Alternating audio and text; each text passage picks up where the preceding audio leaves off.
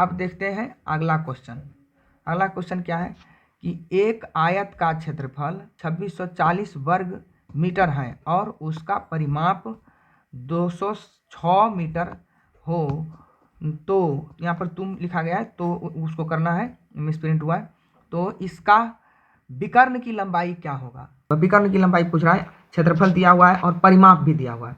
तो बच्चा अधिकतर देखिए किताब में जो सवाल दिया रहता है वो सिंपल दिया रहता है कि आयत का क्षेत्रफल निकालिए, आयत का परिमाप निकालिए। तो इस तरह से आपका ये नहीं दिख रहा है कि आप में वास्तव में वो क्वालिटी बना है कि नहीं, आप वास्तव में उस चीज़ को समझ रहे हैं कि नहीं, ताकि जो मैंने किसी भी तरह के पूछे और उस फॉर्मूला को यूज करके साइंटिफिक रूप से यूज करके और उसको आंसर तक पहुंचाना है। तो ये चीज़ इस टेस्ट का मकसद यही है कि आप जो चीज़ सीख रहे हैं किताब से थोड़ा सा हट के होना चाहिए, और ताकि वो अपना दिमाग लगाए, ठीक है ना। ऐसे तो रटा रटाया सब तोता के जैसा पढ़ने से फायदा नहीं होता है। और वो जनरल कहीं भी आप जैसे पढ़ते क्यों हैं, पढ़ते हैं मतलब अधिकतर बच्चा का यही टारगेट रहता है कि कंपटीशन, जनरल कंपटीशन चाहे साइंस का रहे चाहे तो जनरल कंपटीशन रहे, उसको हम क्वालिफाई करें और आगे बढ़ें। तो और कंपटीशन का नेचर आजकल मैंने जो रियल चीज़ है आप उसको समझते हैं कि नहीं, कितना समझते हो, उस पर हर समय टारगेट रहता है कि आप समझ रहे हैं कि नहीं। तो इस तरह से रटा रटाया सवाल आप जो सिंपल जो किसी बुक में दिया रहता है उस तरह से आप नहीं कंपटीशन को क्वालिफाई कर पाइएगा। इसलिए हम ये प्रैक्टिस करते हैं, ठीक है ना, ये प्रैक्टिस करवाते हैं बच्चे को कि ताकि आपको नया सवाल यदि आए, नया जैसा देखने में, ऐसे तो सारा फॉर्मूला उसी से बनेगा, लेकिन आपको जो नया सवाल आए तो उस समय क्या आप हड़बड़ा जाते हैं, क्या आप उसको अटेम्प्ट ले पाते हैं कि नहीं, ठीक है ना। तो इसीलिए यहाँ पर देखिए क्वेश्चन नंबर क्या है, क्वेश्चन नंबर 3 है, क्वेश्चन नंबर 3। अब इसमें देखते हैं कि हम कि क्या क्या दिया हुआ है कि क्षेत्रफल कितना है कि 2640 वर्ग मीटर दिया हुआ है। तो मतलब क्या हो गया कि लंबाई गुना चौड़ाई, माने एल गुना बी बराबर कितना हो गया 2640, ठीक। अब क्या करेंगे, और दूसरे क्वेश्चन के दूसरे भाग में क्या दिया है कि परिमाप, उसका परिमाप कितना है 206 मीटर।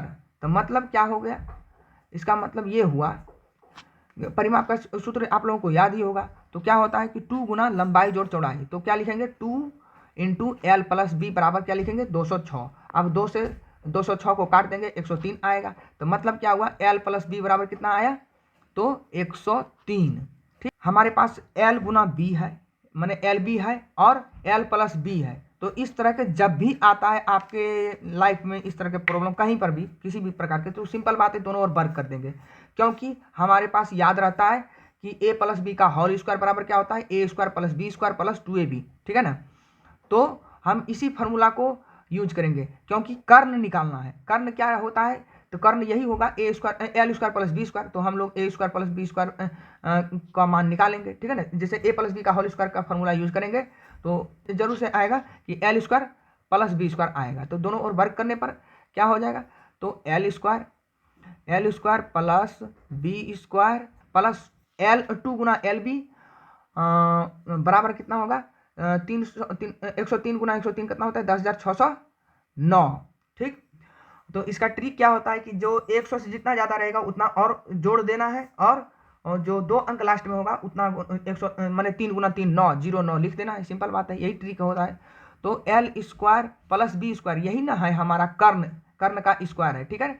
और प्लस 2 गुना एल बी का मान दिया हुआ है, एल बी का मान कितना दिया हुआ है, तो 2640 हम लोग वही जो क्षेत्रफल है वही है एल बी। तो 2640 लिख देंगे और यहाँ इधर बराबर क्या हो जाएगा, बराबर 10,609। अब हम लोग क्या करेंगे कि कर्ण स्क्वायर प्लस क्या हो जाएगा, बराबर कर देंगे डायरेक्ट, सिंपल है कि 10,609 माइनस कर देंगे, इसका डबल जो है वो जाके उधर प्लस इधर था तो उधर जाके माइनस में होगा, तो 5280 हो जाएगा, ठीक है।